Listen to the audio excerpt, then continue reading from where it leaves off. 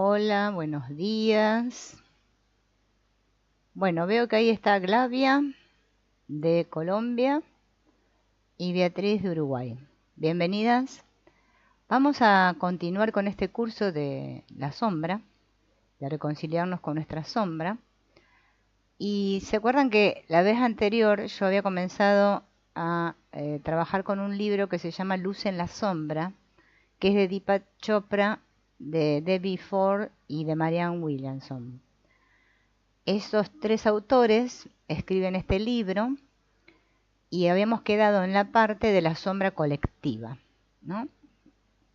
Sombra colectiva se refiere a la sombra en la cual estamos inmersos todos, no solo la sombra individual.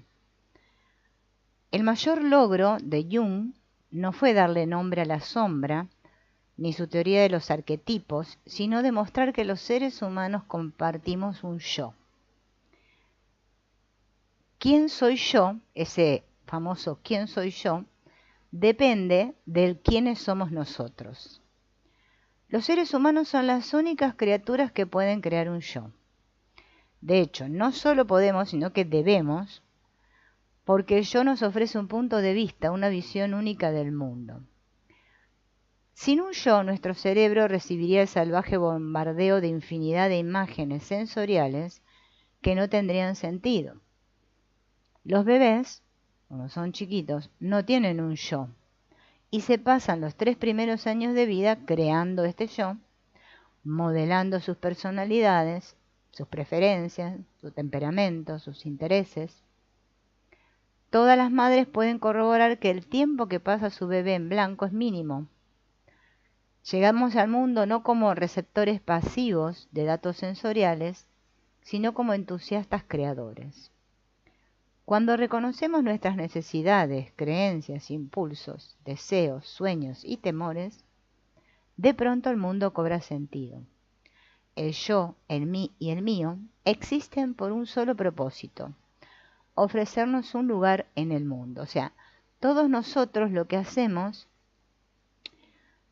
cuando nacemos, ¿no?, es ir formándonos esta idea de yo. Recuerden de todas las cosas que hemos hablado anteriormente, donde nosotros cuando nacemos estamos muy conectados con la unidad, ¿sí? No podemos diferenciar quién es el otro y quién soy yo. Pasa un tiempo y el niño ya comienza a crearse este concepto del yo. Mediante esta formación del yo, nosotros todos nos aseguramos esta supervivencia, este derecho a existir. Y a medida que vamos creciendo, vamos pasando por crisis que le llamamos personales, ¿no? Porque alguien en nuestra familia se enferma, o nosotros nos enfermamos, o alguien muere repentinamente. Cualquier crisis que ataque nuestro sentido de bienestar, también ataca nuestro sentido del yo. O sea, cuando nos pasa algo ahí fuera, que yo lo catalogo de que es algo malo, me afecta a mí, a mi sentido del yo. Qué sé yo, pierdo mi casa, pierdo mi dinero, me separo de mi pareja. Todos estos acontecimientos nos estremecen y hacen dudar a nuestro yo. Siempre que sentimos que todo nuestro mundo se viene abajo, lo que realmente estamos viniéndonos abajo es esta idea de mí, ¿no? Esta idea de yo. Y empiezo a desconfiar de que si realmente entiendo la realidad. Porque, claro, decimos, pero esto que me sucede, ¿no? ¿Por qué a mí? Tras cualquier trauma grave, mental o físico, nuestra frágil personalidad, ego, va a necesitar un tiempo después para recuperarse. Al no saber cómo creamos el yo, al que tanto nos aferramos, esto nos puede dar muchas sorpresas. Freud sorprendió a todos cuando dijo que el yo poseía una dimensión oculta, cargada de impulsos y deseos que apenas reconocemos. Jung, que fue alumno de Freud, se dio cuenta de que Freud había cometido un error. Lo inconsciente no está en mí, sino en nosotros. Por eso Jung fue el que descubre esto del inconsciente colectivo, ¿no? Se lo debemos a él, esta idea de inconsciente colectivo. Bien. Cuando una persona tiene impulsos e instintos inconscientes, estos proceden de toda la historia de la humanidad. Cada uno de nosotros, según Jung, está vinculado a un inconsciente colectivo. El concepto de que tú y yo creamos yoes independientes y aislados, en realidad es una ilusión. A pesar de que todos creemos que tenemos un yo independiente y aislado. Conectamos con la vasta reserva de todas las aspiraciones, instintos y mitos humanos. En este inconsciente colectivo es justamente también donde reside la sombra. Algunas personas son sociables, otras no, pero nadie puede escapar de este yo colectivo. El nosotros es un recordatorio constante de que ningún hombre es una isla. Y Jung desnudó la superficie social para dejar al descubierto la dimensión oculta de nosotros y adjudicarle el nombre de inconsciente colectivo, pero el yo que tú y yo compartimos con el resto de la humanidad es esencial para nuestra supervivencia. Vamos a pensar en las formas en que volvemos al yo colectivo, ¿no? Y vamos a ver unas cuantas ahora. Por ejemplo, cuando necesito el apoyo de mi familia y de mis amigos íntimos. Cuando formo parte de un partido político. Cuando realizo un trabajo voluntario para una asociación benéfica. Cuando opto por luchar por mi país o defenderlo. Cuando me identifico con mi nacionalidad. Cuando pienso en nosotros contra ellos. Cuando me afecta personalmente algún desastre que haya sucedido en algún lugar. Cuando me dejo atrapar por un miedo colectivo. Por ejemplo, hace poco vivimos un miedo colectivo, ¿no? Que fue el del coronavirus, ¿no? Entonces, todos estamos inmersos ahí. Hola, ¿qué tal? Buen día. Entonces, esto es interesante descubrirlo, porque cuando hablamos de la sombra, no solamente nos quedamos en esto de la sombra personal, sino de esta sombra colectiva que todos compartimos, ¿no? Todos somos seres de relación, por más que nosotros vivamos solos, vamos a ser como cuerpo, ¿no? El cuerpo solo en un lugar. Nos estamos relacionando continuamente con el mundo, con todo. Por eso yo no me puedo alejar del nosotros.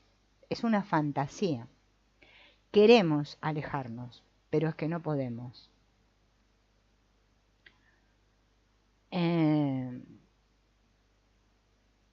Jung explicó esto, ¿no? De que cuando hablamos de esta sombra colectiva, la gente se esfuerza por salir de esta sombra colectiva. La sociedad nunca dejará de actuar de formas que nosotros desaprobamos. Pero esto es más difícil que evadirnos de un papel dentro de la familia. Por eso esto de la pertenencia, ¿no? Al grupo también. Pertenezco a esta familia. Me quiero aislar de esta familia. No quiero pertenecer, ¿no?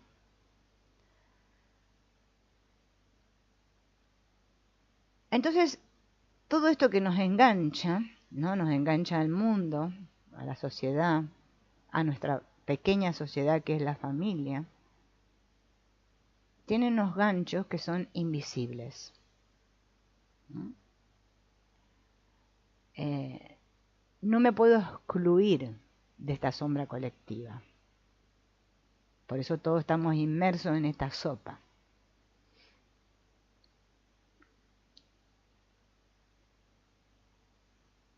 La cuestión de decidir si estoy dentro o fuera se convierte en el tema central de esta sombra colectiva.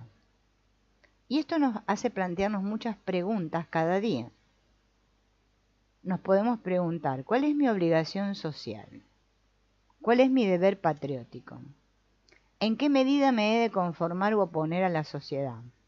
¿Hasta qué punto estoy conectado con otras personas? ¿Qué les debo a los menos afortunados? ¿Puedo cambiar el mundo? Nuestra mente consciente no nos puede dar la respuesta a ninguna de estas preguntas.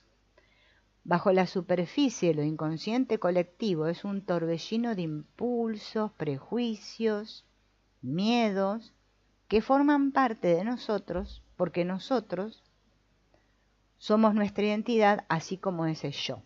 O sea que yo y nosotros somos lo mismo, ¿no? Por eso decimos que todos somos uno.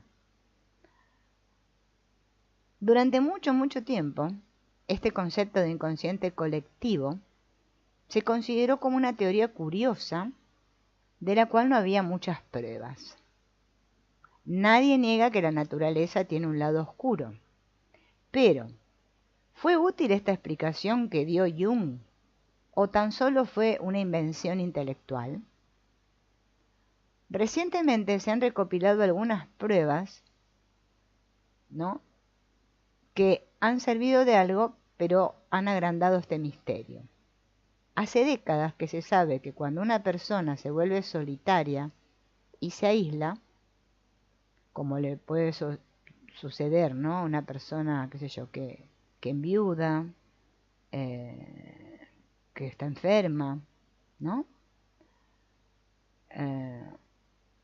Muchas personas, ¿no? Bueno, se descubrió en este estudio, dice acá, ¿no?, que se puede cambiar el estado mental y físico de una persona cuando vuelve a reintegrarse, cuando acepta que pertenece a este colectivo, ¿no?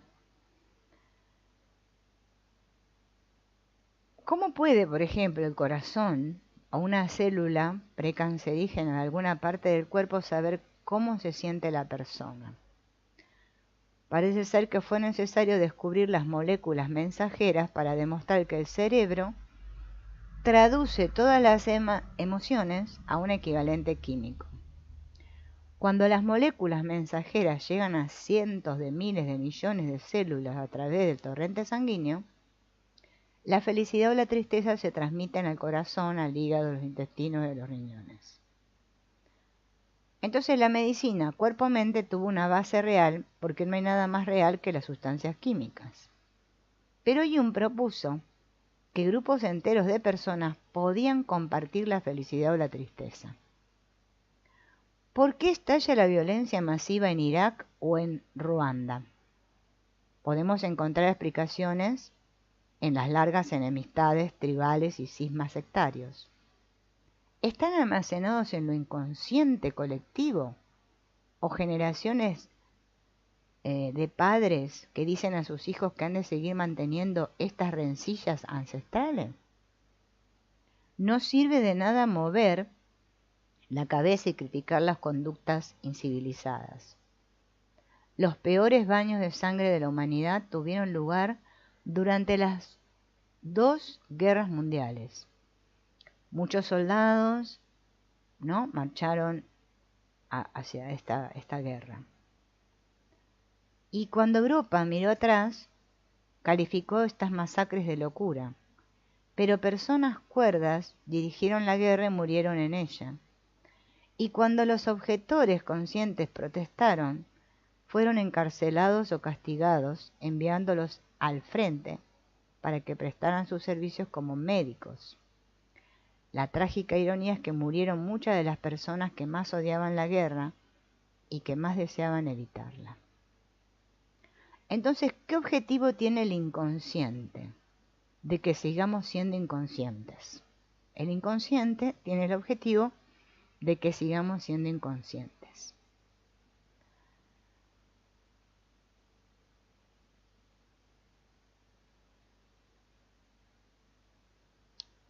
La sombra puede emerger en un anonimato absoluto, como suele pasar cuando en lugar de ser individuo la gente se convierte en rostros de un gentío.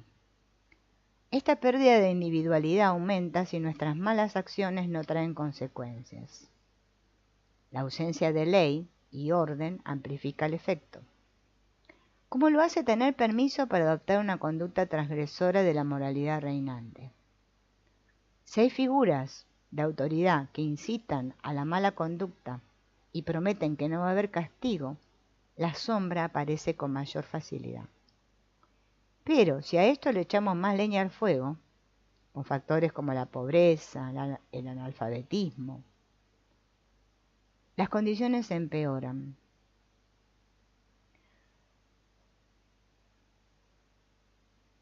Bien, esto es lo que se le llama la patología de masas, ¿no? Las masas, que también Carl Jung habló mucho de esto refiriéndose al hombre masa. Todos hacemos lo mismo, ¿no? Porque creemos que no va a haber un castigo. Por ejemplo, si todos nos manifestamos en contra de algo, siguiendo a X líder que va ahí emerge toda la sombra colectiva, pero ninguno teme a ser castigado porque parece que estamos todos juntos, ¿no? Hola Estefanía, gracias. Yo de Argentina, acá de Argentina. Acá en Argentina son las 11 menos cuarto. Allá por aquellos países debe ser un poco más tempranito, ¿no? Por eso es importante darnos cuenta de que nosotros estamos inmersos en esa sopa, yo le digo la sopa, ¿no? Este inconsciente colectivo, ¿no?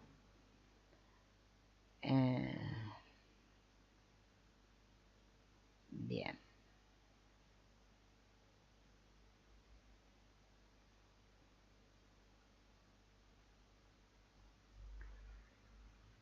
Aunque nunca quizás hayamos o nos haya interesado leer libros, ¿no? De Freud y de Jung,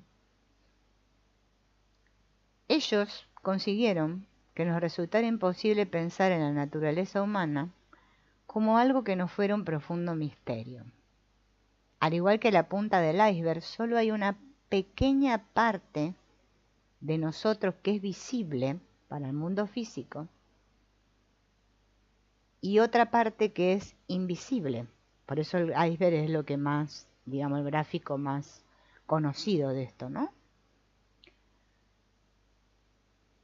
Y en esa parte justamente están la contradicción y la paradoja. Toda experiencia en la vida, que es la manifestación de este inconsciente, es el resultado de este contraste. Sin contraste no hay experiencia. Luz y sombra, placer y dolor, arriba y abajo. Si no existieran estos opuestos, no podría haber una manifestación. La conciencia sería como una inmensa llanura, como un desierto. Seríamos conscientes de todo, pero de nada en particular. Para que exista la manifestación se necesitan justamente estos de los opuestos. Esta es la razón por la que los enemigos explícitos también son aliados implícitos. Por ejemplo, Osama Bin Laden y George Bush se crearon el uno al otro. Aparentemente eran enemigos, pero en el fondo eran aliados. Para ser quien soy, necesito un enemigo. Fíjense en esto, ¿no? Jung tuvo el valor de ver que cada uno de nosotros necesita su lado oscuro para ser quien es. De hecho, la raza humana ha evolucionado gracias a esto, ¿no? Al inconsciente colectivo, transmitiendo cada descubrimiento de una manera invisible.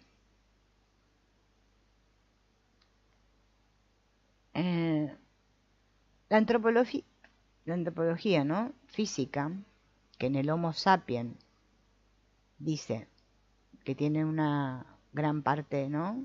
Habla del cerebro, ¿no? Y le damos al cerebro la función superior, podemos decir, ¿no? Esta corteza cerebral, ¿no? Nos permite razonar. Dicen que la religión nació en la corteza cerebral. los conceptos de cielo e infierno también. Sin un cerebro superior nunca habríamos desarrollado la lectura, la escritura, el arte, las matemáticas.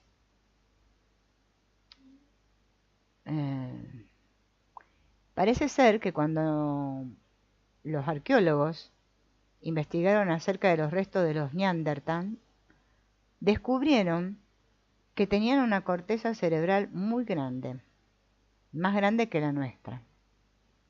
Sin embargo, los Neandertals recorrieron Europa cazando grandes animales durante 400.000 años, utilizando solo una herramienta, una pesada lanza que estaba formada por una piedra en punta atada a un palo. A pesar de su gran corteza cerebral, los Neandertals nunca descubrieron más herramientas. Ni siquiera perfeccionaron las herramientas. Por ese motivo, dice que todos los esqueletos de los Neandertals presentaban múltiples fracturas. Porque claro, los animales eran grandes y se defendían, ¿no? Y solamente tenían una lanza para defenderse de los animales, ¿no? Así que la evolución de los seres humanos no solo dependió del cerebro físico, sino de la mente que lo utilizaba. En el ámbito del inconsciente se estaba produciendo el aprendizaje en silencio y de manera invisible. El Homo sapiens fue capaz de usar el cerebro para tareas más complejas que sus antecesores. Cuando la mente descubrió cómo fabricar mejores armas, la vida fue más fácil, ¿no? Pudieron comenzar con la agricultura. Luego, más adelante, incorporaron el lenguaje. Así que Jung descubrió, ¿no?, este lugar secreto donde se produjo todo esto. El inconsciente colectivo es la biblioteca de la mente, el almacén de todas las experiencias del pasado a las que nosotros podemos recurrir en nuestro tiempo presente. Por eso vieron que nosotros hay cosas que sabemos, no sabemos ni dónde las sabemos. Bueno, justamente de ahí, de esa biblioteca, ¿no? Esta pregunta famosa de ¿quién soy yo? Nunca tiene una respuesta fija, porque el yo es fluido y siempre cambia, lo que implica a tu propio yo y al que comparto con los demás. Muchos estudios demostraron que los cerebros de las personas que dominan la informática y los videojuegos poseen vías neuronales desconocidas para las analfabetas digitales. Si queremos descubrir al verdadero yo, tenemos que adentrarnos en el mundo de la sombra y en este flujo constante. Parece ser que Laurence Olivier, al principio de su famosa película Hamlet, dice: esta es la historia de un hombre que no fue capaz de tomar una decisión. Hamlet tiene pruebas de que su tío asesinó a su padre para conseguir el trono de Dinamarca. Tiene todas las razones del mundo para buscar venganza, pero no puede. El peligroso viaje hacia la sombra, donde muerte y venganza son lo habitual, amenaza la propia existencia del protagonista, su nobleza y su educación civilizada. Aún así, Hamlet acepta el peligroso viaje que le conduce al hastío, al autodesprecio, a la pérdida del amor y a los pensamientos de suicidio, reacciones típicas cuando nos enfrentamos a los monstruos de las profundidades. Cuando al fin llega la hora de su asesinato, Hamlet acepta su destino con alivio y una calma no terrenal. Las palabras al principio de la película de Oliver deberían haber sido: esta es la historia de un hombre que temía a su propia sombra, ¿no? Y no como la que dice la película, que es: esta es la historia de un hombre que no fue capaz de tomar una decisión. Entonces es importante darnos cuenta de que la sombra es una creación humana. Se forjó en lo inconsciente colectivo. Odiar a un enemigo no es un fallo de la naturaleza humana. Tú y yo hemos heredado ese sentimiento de enemistad. procede de la sombra, cuyo contenido es de fabricación humana. La sombra establece el modelo del ellos, los que son ajenos a nosotros. Ellos quieren perjudicarnos y quedarse con lo nuestro. Son diferentes de nosotros. Tenemos derecho a luchar contra ellos, incluso a destruirlos. Este modelo invisible que moldea las mentes de muchas personas, bien, es el arquetipo de la sombra. Y eso lo hicimos nosotros, todos.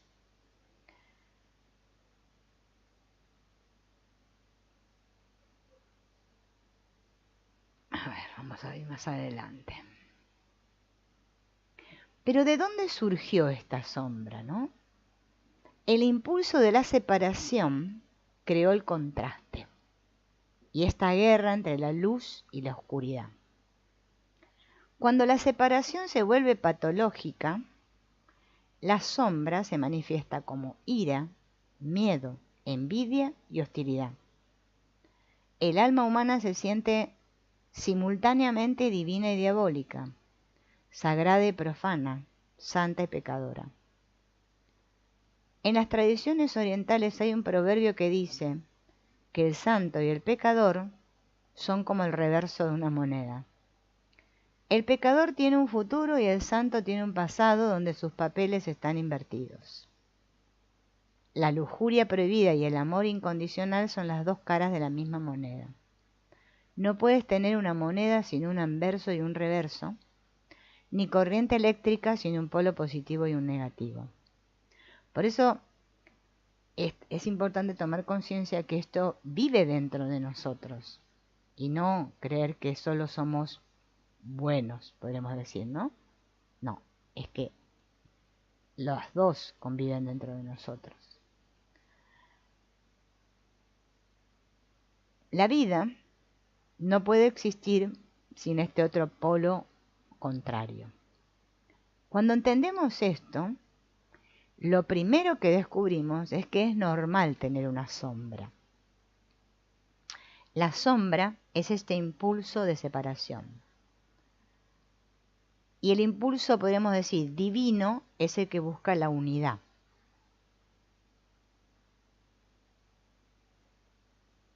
La oportunidad de crear una sombra ha demostrado ser irresistible. Nos dio el yo que vemos como humano, un yo familiar que puede ser bueno y malo. No hay un misterio en esto. El yo verdaderamente misterioso aparece cuando nos preguntamos si el poder de la autocreación se puede utilizar para hacer algo nuevo. O sea, unir en vez de dividir. El ego ha llevado a los seres humanos a una desenfrenada carrera a través de la beatitud y la tragedia. Nuestra alma, este lugar de contradicción, paradoja y ambigüedad, siempre ha estado luchando contra estos impulsos, el divino y el diabólico. ¿Vieron ese dibujo tan famoso que hay de el diablo y Dios que están haciendo una pulseada? Bien. Lo cierto es que no vemos muchas razones para abandonar el uno o el otro. Secretamente amamos a nuestros chicos y chicas malas. Llamar a alguien pasota es todo un cumplido. Sin embargo, desde otra perspectiva, hemos estado vagando por la neblina de la ilusión. ¿Se acuerdan que la vez anterior hablamos de la neblina de la ilusión, no? En vez de ejercer nuestro poder para crear el yo que deseamos ser, hemos heredado pasivamente un yo dividido, con todo el misterio y conflicto que ello comporta. Cuando decides que el yo, mí y mío definen quién eres, el peligro de la dualidad es inevitable. No puede haber Dios sin diablo. ¿Qué es el diablo? Este famoso diablo. No es el coso rojo cuando está en el medio del fuego con el tridente. No, es la sombra mítica. El ángel caído. Por eso tenemos tantos mitos, ¿no? que nos hablan del ángel, que cayó, bueno, el Lucifer era, ¿no? Bien. Otra forma de interpretar la palabra diablo es lo divino cuando no se encuentra bien. De esto se deduce una asombrosa conclusión. No puedes tener un universo si no hay una oscuridad que luche contra la luz. El contraste no parece muy excitante, pero cuando explotó en el universo visible el resultado fue dramático. Un holograma vivo del bien y del mal. No existe átomo o partícula subatómica en el cosmos que no participe del drama de los opuestos, empezando por las cargas eléctricas y ascendiendo hasta llegar a la batalla entre Satán y Dios. El universo visible nos dio el telón de fondo para nuestra evolución. El ámbito de lo invisible nos dio el alma. Ambos caminan juntos. De hecho, son uno. Cualquier cambio que yo realice en mi alma va a generar un cambio en el mundo exterior, que es el espejo del alma. Así que no estoy estancado en la herencia del mismo drama eterno en el que el alma caída y pecadora lucha por alcanzar la luz a riesgo de no conseguirlo. Ese drama espiritual apoya la loca carrera del ego y convierte al mundo entero en un campo de batalla para el bien y el mal. Y todo esto conlleva pecado y redención, tentación y justicia. La noción de crear una nueva alma es extraña y fascinante a la vez. Este impulso de la separación ha creado la realidad que todos conocemos ahora, ¿no? Entonces, ¿qué impulso nos va a dar una nueva realidad? Es el impulso holográfico. El impulso holográfico prescinde de los detalles y tiene como meta la compleción. Crea entornos tridimensionales donde se produce la fusión de lo interno y lo externo. Muchas personas han visto hologramas creados con un rayo láser. Con tan solo el fragmento de un objeto o una foto, el láser puede crear el objeto o la foto enteros como por arte de magia. En lugar de un fragmento, se manifiesta la totalidad. Del mismo modo, aunque te preocupen los fragmentos de la vida cotidiana, cocinar, trabajar, todas las cosas que hacemos, tu mente ha proyectado un holograma para que lo habites. Un holograma de nosotros. Vivimos dentro de una totalidad. El impulso holográfico no se puede destruir ni desconectar. Aunque mires a tu alrededor y te disguste la mayor parte de las cosas que ves en tu mundo personal, aunque te sientas atrapado por otras personas y situaciones difíciles, conservas el poder para crear un holograma totalmente distinto. Un holograma nuevo implica un yo nuevo. Tampoco se puede conseguir a pedacitos. Es más fácil crear la totalidad que cambiar tu realidad fragmento a fragmento, que quizás es lo que queremos hacer todos, ¿no? Soluciono aquí, después soluciono aquí, después... No, todo, porque un holograma es completo. Entonces, para que se produzca este cambio holístico, tengo que actuar en el plano de la creación holística.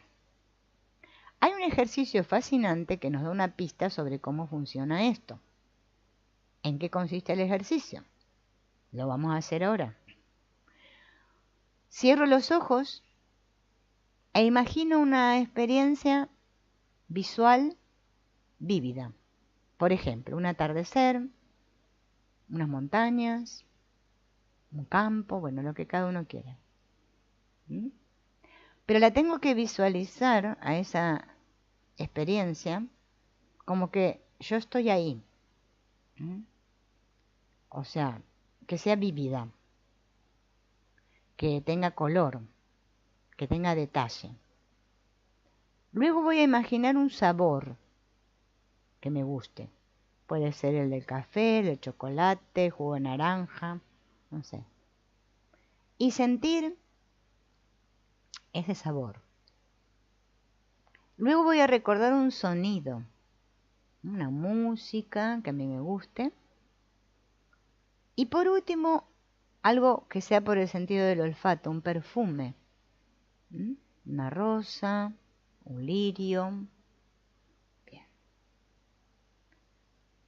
Tras haber imaginado vívidamente estas experiencias con mis 5 sentidos, una vez que la imaginé toda, voy a abrir los ojos y me voy a sorprender de lo que veo. Y me voy a dar cuenta de que el mundo entero está muy vivo, que los colores son más brillantes. Este cambio, ¿no?, lo han notado todas las personas que han hecho este ejercicio y demuestra que en el más mínimo ensalzamiento de nuestro mundo interior hace que el mundo exterior cambie. Y eso es lo que a nosotros quizás a todos nos cuesta, comprender, digamos, ¿no? Pensamos que solamente tenemos que cambiarlo de fuera, que es el problema. Bien. Aquí tenemos la clave para uno de los secretos espirituales más profundos. El poder de alterar la realidad al instante. Ese poder no está a nuestro alcance en la superficie de nuestra vida, ¿no?, que es la razón por la que todos nos sentimos abrumados, sino que está en el plano del alma, donde el impulso holográfico puede crear cualquier cosa. Jung lo denominó inconsciente colectivo. Los seres humanos han creado este mundo colectivamente sin saber lo que estaba sucediendo. Aquí tienes los principales ingredientes que utilizamos. Observa cómo fueron adentrándose en una espiral cada vez más profunda desde el principio, que parece bastante inocuo, hasta el final, que es altamente destructivo. Y ahora lo vamos a ver. Ven que ahora se los voy a nombrar a todos, ¿no?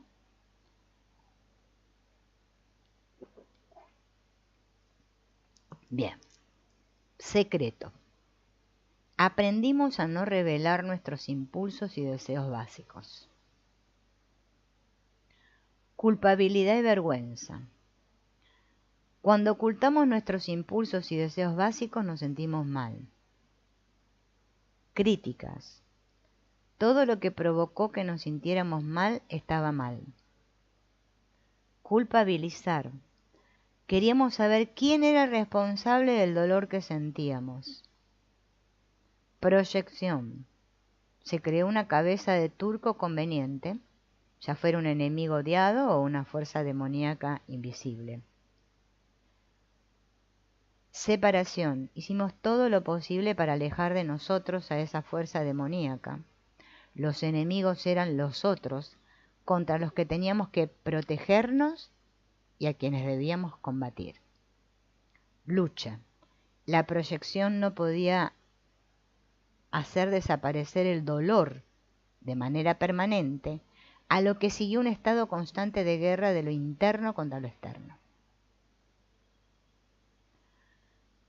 Nosotros seguimos alimentando la sombra, porque somos unos maestros manipulando estos ingredientes, que voy a volver a nombrarlos: secreto, culpabilidad y vergüenza, críticas, culpabilizar, proyección, separación y lucha.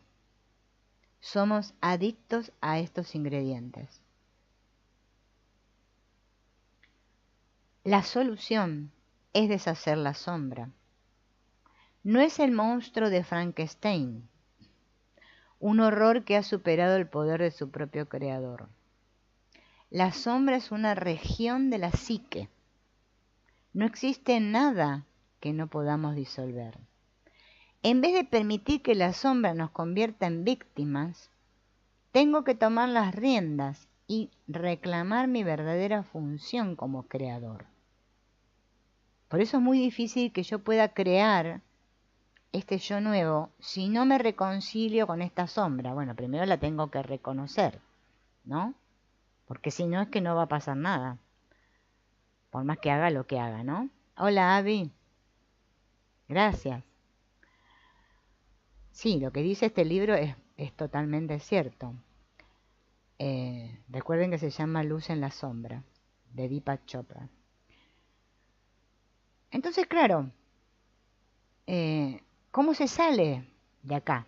Esto es lo que plantea el autor, ¿no? ¿Cómo podemos hacer para salir de este asunto de la sombra? Y dice que hay que resumir esto en 3 frases. Primero, la dualidad es donde nos encontramos ahora, que todos lo sabemos, la dualidad. Vivimos en un mundo dual, blanco, negro, frío, caliente, bueno, todo así. La sombra, esa sería el primero. La segunda, la sombra nos ha rodeado con la neblina de la ilusión. ¿Se acuerdan que de esto hablamos la vez anterior? Esto de que el velo, ¿no? Esto que como que no podemos ver, o que ahora vemos todo a través de unos filtros. Y tercero, nuestro yo dividido es nuestra ilusión principal y la más perjudicial. Este yo que creo ser.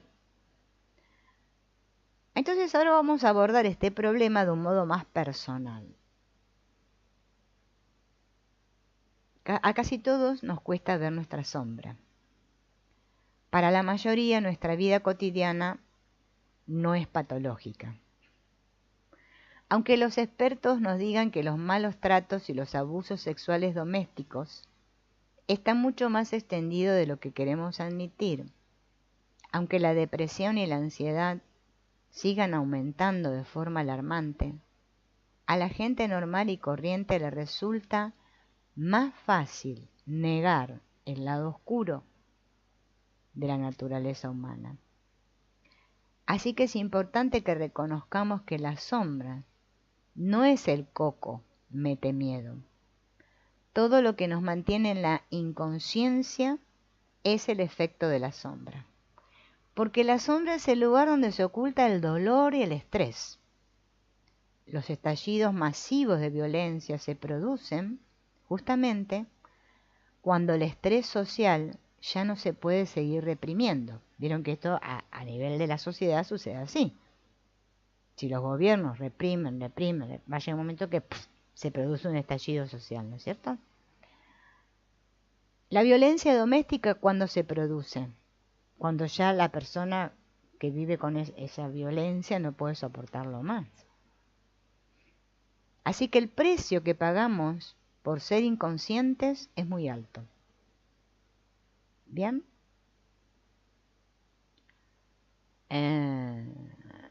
Bien. Entonces, la creación de la sombra es un proceso. Nadie pretende aumentar el poder de la sombra, pero lo hacemos igual, por más que no tengamos la intención de hacerlo, ¿no? ¿Cuándo aumenta la sombra? Ahora miren esto que les voy a leer, es muy bueno. La sombra aumenta cada vez que recurrimos a lo siguiente: guardar secretos sobre mí y sobre los demás. Eso hace que la sombra aumente. Guardar secretos. Fíjense en qué es lo normal. Una vida llena de secretos le ofrece a la sombra más materia prima para agrandarse.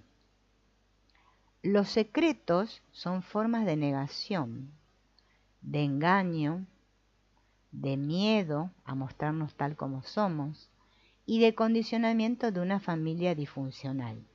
Por eso, no sé si ustedes seguramente lo observaron esto, que fíjense en que nosotros, bueno, vivimos en cada uno en su casa, ¿no? Con su familia, tenemos, ¿no? Como dice el refrán, en todos los lugares se cuecen habas, pero no sabemos las habas que se cuecen en la casa del vecino, que vive enfrente o en el de al lado, ¿no? Todos mantenemos estos secretos, que nadie se entere. ¿Mm? Bien, eso hace que crezca la sombra, mantener secretos. Otra cosa, albergar sentido de culpa y vergüenza. Fíjense, estos son los ingredientes que nombramos hace un rato, ¿no? Aquí todos tenemos fallos, porque nadie es perfecto. Eso seguro, seguro. Pero si yo me siento avergonzado de mis errores y culpable de todas mis imperfecciones, mi sombra va a cobrar fuerza. Por eso lo que niego se proyecta, ¿no? Sin embargo, lo hacemos. Vamos a ser honestos, lo hacemos. Bien, otra cosita. Criticarte y criticar a los demás. ¿Quién en este mundo no critica? Todo el mundo critica todo. Si no puedo encontrar la forma de liberarme de este sentido de culpa y de vergüenza que todos albergamos, que hace crecer nuestra sombra, lo más fácil va a ser pensar que me lo merezco y que los demás también se lo merecen. Condenar es una forma de llevar una máscara para disfrazar el dolor que produce la culpa. Por eso todos condenamos. Otra que hace crecer la sombra, la necesidad de culpar a alguien. Cuando llego a la conclusión de que mi dolor interior es un asunto moral, no tengo ningún problema en culpar a otra persona a la que considere inferior. Por eso nos culpamos unos a otros. No tener en cuenta mis propios defectos y criticar a los demás. Este es el proceso de la proyección que no todas las personas pueden ver o entender correctamente. Pero cuando intentamos explicar una situación como un acto de Dios o del demonio, ahí también estamos proyectando.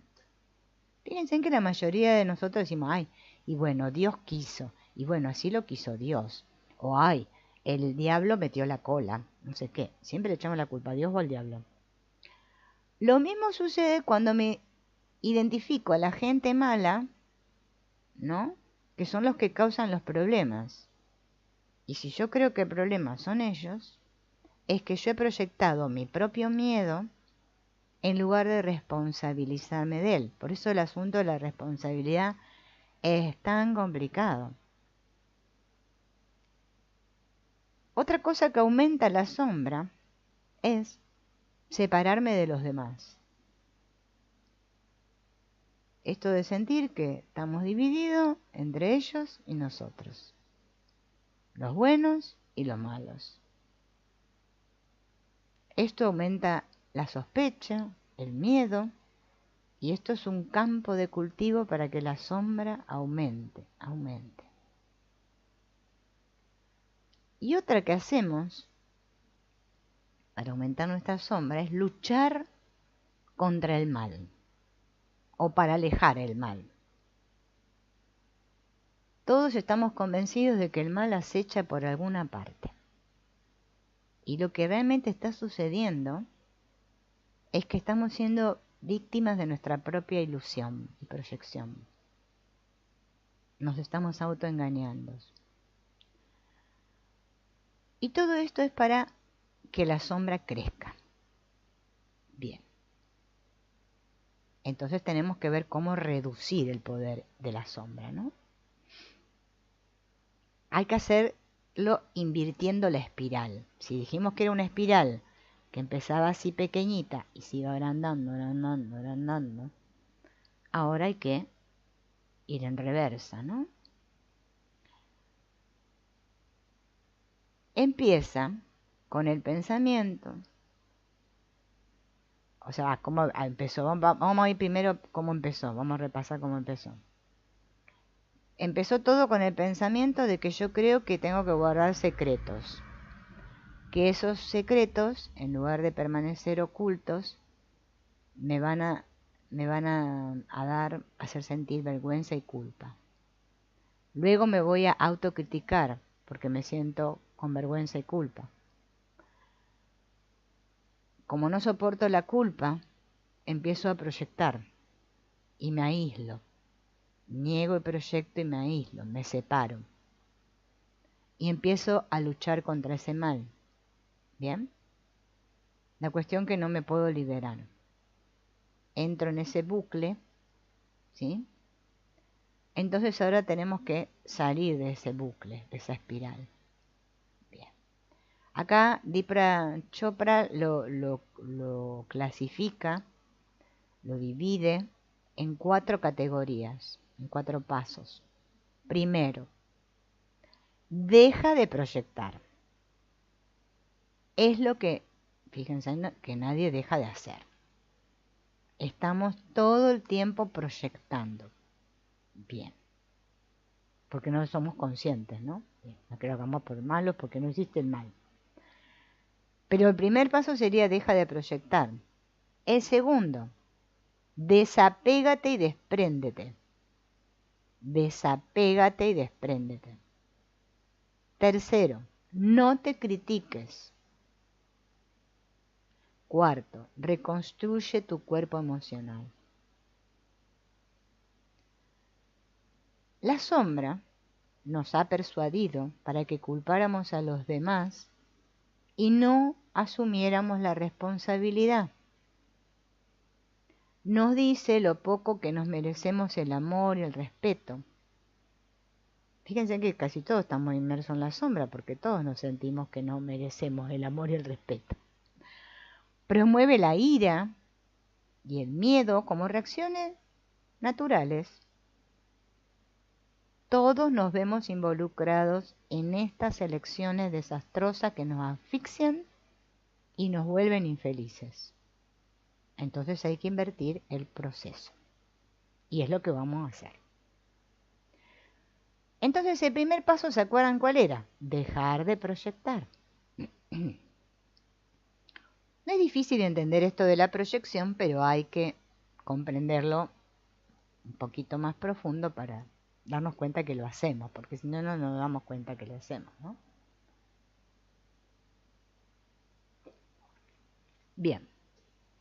Según Carl Jung, decía que la sombra nos dice que no nos fijemos en nuestras propias debilidades y que las proyectemos sobre los demás.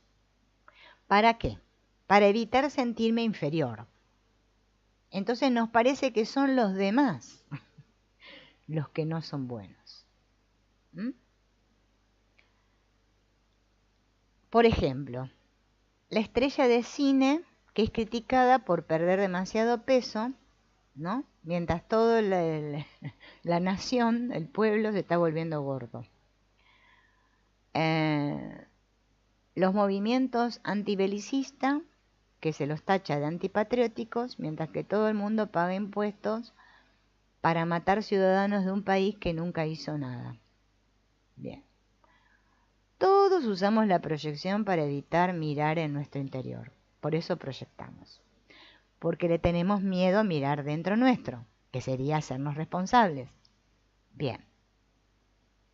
Es una defensa inconsciente. Bien. ¿Qué dice la proyección? No puedo admitir lo que siento. Escuchen bien esto.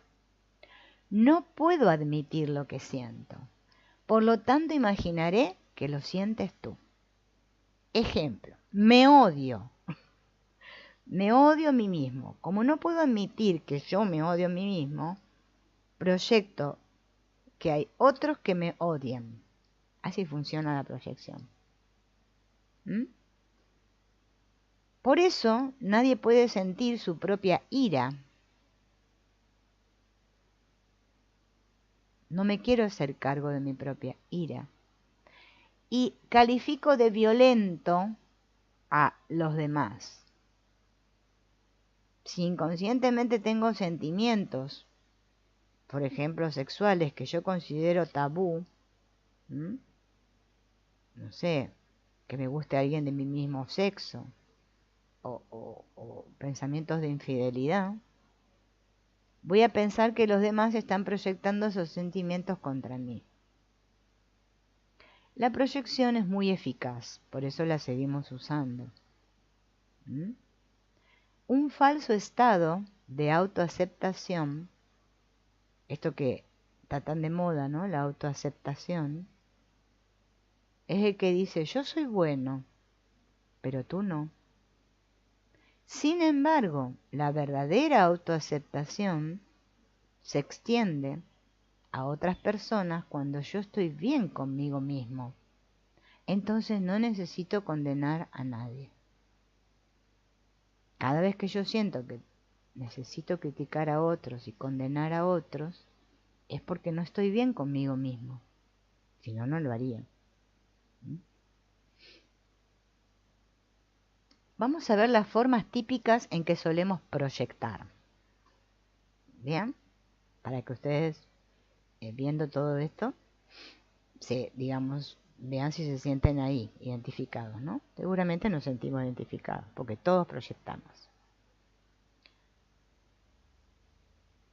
El sentimiento clásico de superioridad. Si yo me creo superior a otros, y le digo, sé que soy mejor que tú, tienes que darte cuenta y reconocerlo, es que estoy proyectando. El sentimiento de injusticia. Es injusto que me pasen cosas malas, no me lo merezco. Estoy proyectando. Arrogancia. Soy demasiado orgulloso para preocuparme por ti. Tu mera presencia me irrita. Estoy proyectando. Estar a la defensiva. Me estás atacando. Por eso no te escucho. Estoy proyectando. Culpar. Yo no hice nada. Todo es culpa tuya. Idealizar a los demás. Idealizar a los demás. Ahí también estoy proyectando. Mi padre era como un dios cuando yo era pequeño.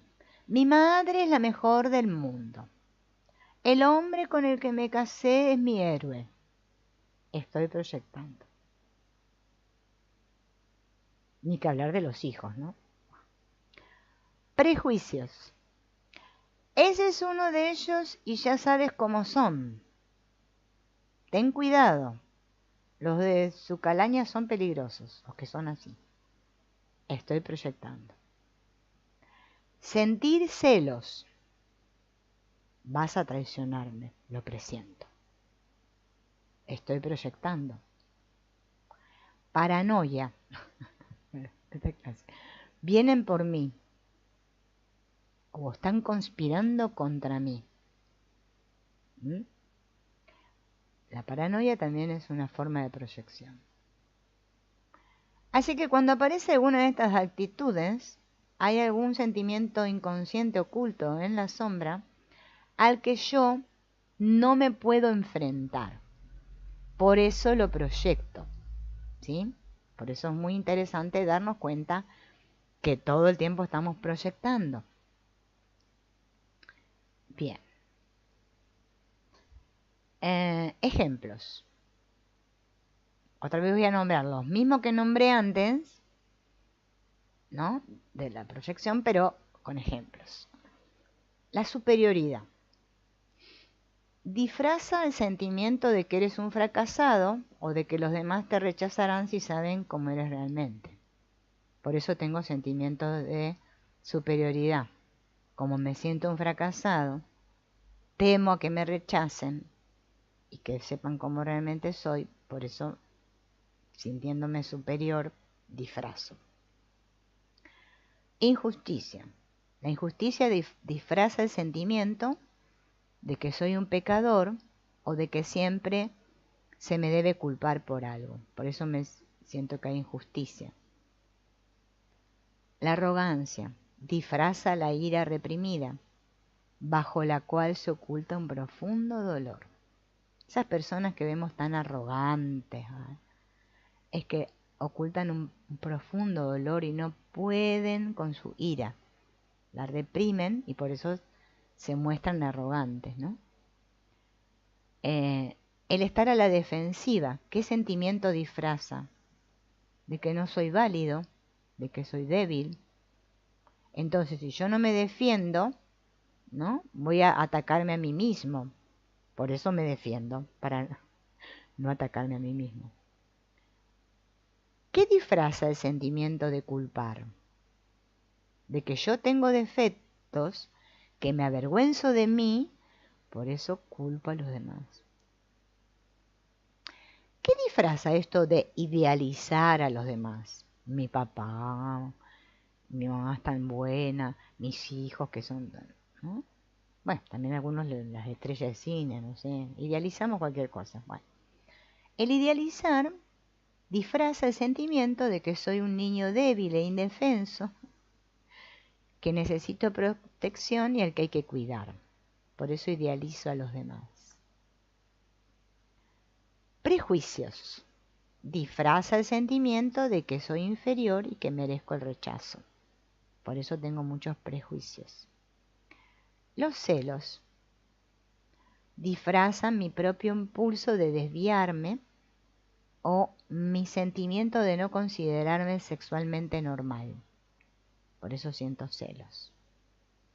La paranoia disfraza una ansiedad abrumadora y muy consolidada. Cuando estamos muy ansiosos, nos volvemos paranoicos. Bueno, creo que de esto todos tenemos un poquito, ¿no? Bien. La proyección es muy sutil, mucho más sutil de lo que me imagino. Pero la proyección justamente es la puerta abierta para la sombra. Es una puerta dolorosa, pues lo que considero defectos en los demás enmascaran mis sentimientos hacia mí. Lo ideal sería que pudiera dejar de culpabilizarme y condenarme, que es lo que hacemos todos. Pero bueno, esto de deshacer la sombra es un proceso. Para dejar de proyectar, tengo que poder ver lo que estoy haciendo. O sea, contactar con ese sentimiento que se oculta bajo la superficie y hacer las paces con él. O sea, reconciliarme. Bien. ¿Cómo se mira lo que uno hace? Porque no sé si ustedes se dieron cuenta que nadie se mira a sí mismo. O sea, no solo que no miramos dentro de nosotros mismos, que ya sería algo muy profundo, sino que tampoco nos observamos a nosotros mismos, ¿no? Nuestro personaje, ¿no? Hola, Elizabeth. No. Por eso estamos proyectando, porque estamos todo el tiempo mirando ahí fuera, lo que hacen los demás, o lo que nos hacen los demás, ¿no? También. Pero no queremos contactar con esto. Por eso es como que mirar lo que hago es como que medio difícil. ¿Cómo miro lo que hago? Bien. Una clave para darnos cuenta de o reconocer qué es lo que estoy proyectando es la negatividad. Bien. ¿Por qué? Porque la proyección nunca es neutral. Se manifiesta como energía negativa, la proyección. Porque lo que disfraza es algo negativo. Así que esto es una gran ayuda porque todos nos damos cuenta cuando nos sentimos ansiosos o furiosos. Bien. Y esos sentimientos son de la sombra. Vieron que hoy en día la ansiedad está de moda. Todo el mundo está ansioso. ¿Qué hago con mi ansiedad? Claro, bueno, habría que hacer las paces con ella. Deberíamos dejar de proyectarla. Bien. ¿Qué hago con mi ira? Bueno, habría que sentirla y reconocerla. Bien. Si yo me doy cuenta que la ira o el enojo y la ansiedad son sentimientos de la sombra, ya tengo una puntita del ovillo, ¿no? Pero cuando dirijo mi ira hacia otras personas o hacia un objeto, ¿m? O empiezo a ver en todas partes razones para sentir miedo, es que hay negatividad. Es decir, que estoy proyectando. ¿Bien? Hay que ver la diferencia entre el sentimiento y su proyección. Estar furioso es útil, pero canalizar la ira culpabilizando a otros no lo es. ¿Ven? Sentimiento, proyección. La sociedad quiere que culpabilicemos. ¿Mm? Para continuar con esto de nosotros contra ellos. Bien. Entonces hay una vocecita interior que nos dice que yo quiero que no exista más en el mundo los terroristas, los comunistas, los traficantes de drogas, los delincuentes, los que maltratan a los niños, y me estoy siempre peleando contra eso. Y si miro los noticieros ni les cuento, ¿no? Porque peor, porque avivo todo ese sentimiento, ¿no?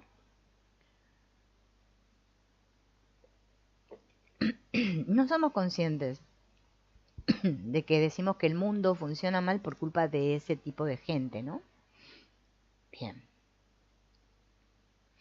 Tendremos que tomar otro camino diferente cada vez que nos damos cuenta que estamos haciendo esto, que es observarnos a nosotros mismos, ¿no? Y darnos cuenta que estamos metidos en este juego de culpabilizar a los demás, que es lo que hacemos todo el tiempo, ¿no?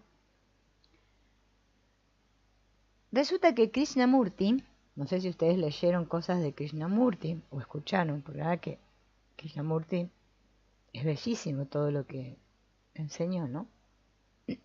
Parece ser que él estaba dando una charla y alguien se levantó para hacer una pregunta. Y dijo: quiero la paz en el mundo. Odio la guerra. ¿Qué puedo hacer para aportar la paz? Pregunta esta persona a Krishnamurti. ¿Y Krishnamurti qué le dice? Deje de ser la causa de la guerra. Claro, la persona se quedó perpleja. Pero yo no estoy a favor de la guerra, dijo. Yo solo quiero la paz. Y Krishnamurti sacudió la cabeza y le dijo: en tu interior se halla la causa de toda guerra. Ay, me agarró hipo, perdón. Es tu violencia oculta y negada la que desencadena la guerra. En tu hogar, en tu pueblo, en tu país. Por eso esto que dice el Ho'oponopono, de la paz empieza conmigo, es que tengo que trabajar en mí, ¿no? Porque ahora me pica la garganta, pero me agarró hipo, me pica la garganta. Vamos a tomar agua para calmar. Entonces, claro, imagínense lo que le dijo Krishnamurti, ¿no? Parece ser que el hombre no lo quería reconocer. Pero ya los Vedas, que es una civilización muy antigua, dijeron, escuchen esta frase: no estás en el mundo está en ti. El mundo está en ti. No estás en el mundo está en ti. Si eso es cierto, entonces toda esa violencia que yo veo ahí fuera en el mundo está dentro de cada uno de nosotros. ¿Mm? Bien.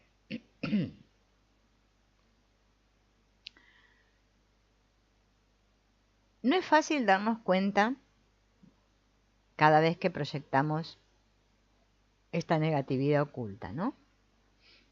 Porque la negación tiene mucha fuerza. Por eso proyectamos. Lo que niego se proyecta. Bien, la sombra es secreta. Cuando yo idealizo a alguien, a un héroe, que lo pongo ahí en un pedestal, ¿bien? Estoy ocultando un profundo sentido de inferioridad.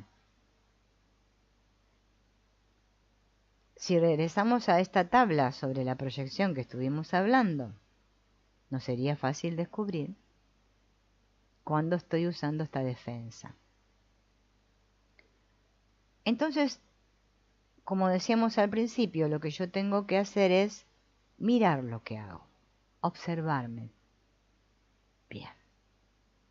Es una manera de emprender el camino de deshacer la sombra. Otra cosa que tengo que hacer es contactar con mis sentimientos ocultos. Cuando descubro que estoy proyectando un sentimiento oculto, tengo que contactar con él. Porque la puerta, si no, se va a cerrar pronto. Antes de que se cierre. Justo antes de que vuelva a erigir mis defensas. Sentir eso que no quiero sentir. ¿No? Bien. Acá Deepak Chopra cuenta un ejemplo, ¿no? De una anécdota, que cuando iba a la universidad, cuenta un joven, ¿no? Era muy pobre y tenía amigos ricos que solían invitarlo a cenar. Una noche estaba cenando en la casa de sus amigos y recordó algo, dice, ¿recuerdas cuando fuimos a Londres el verano pasado? Tu esposa y tú estaban discutiendo en la acera. Ambos se levantaban la voz delante de mí. Estaban tan ocupados gritándose que no se dieron cuenta de que había parado una furgoneta detrás de ustedes y el vehículo tenía escrito Blue Tantrum en un costado. Creo que es un ejemplo de sincronicidad o algo por el estilo. Los otros invitados movieron la cabeza, murmuraron y siguieron conversando. Pero después, la anfitriona de la casa habló con el joven en privado, ¿no? El que había contado todo esto y dijo, ¿cómo te atreviste a humillarnos así, adelante de todos de ese modo? Y entonces el joven le dijo, yo no los he humillado, solo conté una historia que me pareció interesante. Rebobina, le dijo ella. Piensa en el momento en que se te ha ocurrido contar la historia. ¿Qué sentías? Y el joven hizo así, se encogió de hombros, dijo, nada. Simplemente la historia se me vino a la cabeza. Ella movió la cabeza negativamente y dijo, no. En ese momento tuviste un impulso malicioso. No es que recordaras cualquier historia. Recordaste una para ponernos en evidencia a nosotros. ¿Bien? Entonces, el joven dijo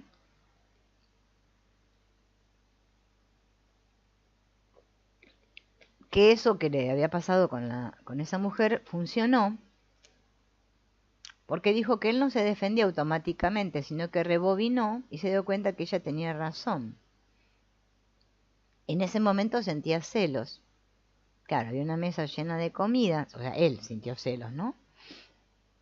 Porque él era pobre, ¿se acuerdan que era pobre? Y como él no podía pagar todo eso, ay, me pica. Eso de sentirse inferior, de no poder pagar todos esos lujos de la mesa, hizo que él contara esa historia para que los otros quedaran mal, o sea, para humillarlos, ¿no? Entonces, esta parte es difícil, porque ¿quién no hace esto? Creo que casi todos, ¿no? Por eso esto que estábamos viendo es contactar con nuestros sentimientos ocultos. Es bastante difícil, pero lo puedo detectar dándome cuenta qué es lo que estoy sintiendo ahora, ¿no? Como decía el doctor Len, ¿qué está pasando en mí? Es una manera de hacerme responsable. Si no dejo que la sombra me gane. Bien. Bueno, por hoy vamos a dejar aquí. Me voy a anotar dónde quedé porque después me olvido. Porque ya me tengo que ir a cocinar. Entonces nos veremos. A la tarde voy a hacer otros directos, pero de otros temas. Nos veremos en la próxima. Chao, gracias por acompañarme a todos. Hasta luego.